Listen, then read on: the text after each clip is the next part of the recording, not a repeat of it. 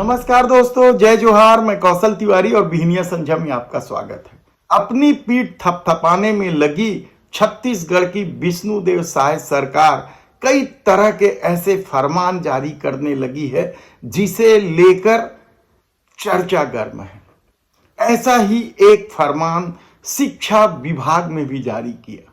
लगातार शिक्षा को लेकर और उसकी गुणवत्ता को लेकर, जर्जर स्कूल भवन को लेकर कई तरह के सवाल उठ रहे हैं। उन सवालों से ध्यान भटकाने के लिए विष्णुदेव साय सरकार ने कई तरह के फरमान जारी की हैं, जिसमें से एक फरमान तो बायोमेट्रिक अटेंडेंस का भी है, जिसे लेकर अभी कई तरह के सवाल उठ ही रहे थे कि फिर एक बार नया फरमान जारी कर दिया गया है कि निजी स्कूलों की तर्ज पर अब सरकारी स्कूलों में भी पीटीएम होगी, यानी पालक टीचर्स मीटिंग होगी। दूसरी तरफ छत्तीसगढ़ के हाई कोर्ट ने स्वतः संज्ञान लेकर शिक्षा सचिव को जवाब देने कहा है कि छत्तीसगढ़ में जो जर्जर स्कूल भवन हैं, जो बच्चों के लिए जानलेवा साबित हो रहे हैं,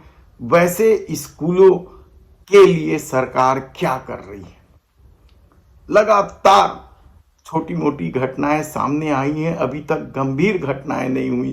कहीं छज्जा टूटकर बच्चों के ऊपर गिर रहा है तो कहीं रसोई में बच्चे जल रहे हैं, और स्कूलों की साफ सफाई में बच्चों को नौकरों की तरह घसीटा जा रहा है। ऐसे कई सवाल। यही नहीं, इन बारिश के दिनों में तो जिस तरह की तस्वीर सामने आई है वह छत्तीसगढ़ सरकार के मुंह पर कालिक पोतने वाली है, कहा जाए तब भी गलत नहीं होगा। किस तरीके से नवनिहालों को स्कूल जाने में संघर्ष करना पड़ रहा है। उफनती नदी पार करनी पड़ रही है तो कीचड़ों से होकर गुजरना पड़ रहा है। ऐसी परिस्थिति में पीटीएम का आयोजन यानी पालक टीचर मीटिंग को लेकर दिशा निर्देश क्या साय सरकार का बेतुका फरमान नहीं है?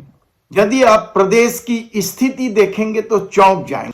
छत्तीसगढ़ की सरकार अपने तरफ से कुछ भी नहीं करना चाहती, कहा जाए तब भी गलत नहीं होगा, क्योंकि पिछली सरकार ने सरकारी स्कूलों को सुधारने के लिए आत्मानंद स्कूल के नाम से एक योजना शुरू की थी, जिसमें बच्चों को अंग्रेजी माध्यम से भी शिक्षा दी जा रही थी। स्कूल चकाचक किए जा रहे थे, बैठक व्यवस्था जोरदार ढंग से बिल्कुल आधुनिकीकरण किए जा रहे थे। उन स्कूलों को पीएम श्री योजना में शामिल कर लिया गया, यानी वाहवाही लूटने का कोई मौका यह सरकार छोड़ना नहीं चाहती। प्रदेश की यदि स्कूलों की बात किया जाए तो खुद विष्णुदेव साय सरकार ने विधानसभा में स्वीकार किया है कि प्रदेश के 300 स्कूलों में शिक्षक ही नहीं है। 5000 से अधिक स्कूल ऐसे हैं जो एक शिक्षक के भरोसे हैं, और शिक्षा विभाग में ही 1954 पद रिक्त है। ये स्कूली शिक्षा विभाग का हाल है। और हायर एजुकेशन में यानी कॉलेज की शिक्षा, उच्च शिक्षा में तो और भी बुरी स्थिति है। अतिथि शिक्षकों के माध्यम से ले देकर पढ़ाई हो रही है, और शोध कार्य विश्वविद्यालयों में एक ढंग से बंद है, कहा जाए तब भी गलत नहीं होगा। और ऐसे में शिक्षा विभाग का यह फरमान किस तरीके से लागू, हालांकि इसे लेकर लंबी चौड़ी योजनाएं बनाई गई है। 12 बिंदु पर यह मीटिंग होगी, जिसमें पालकों के सवालों का जवाब शिक्षक देंगे या उनसे बेहतर जो उपाय हो सकते हैं वह सलाह भी लेंगे।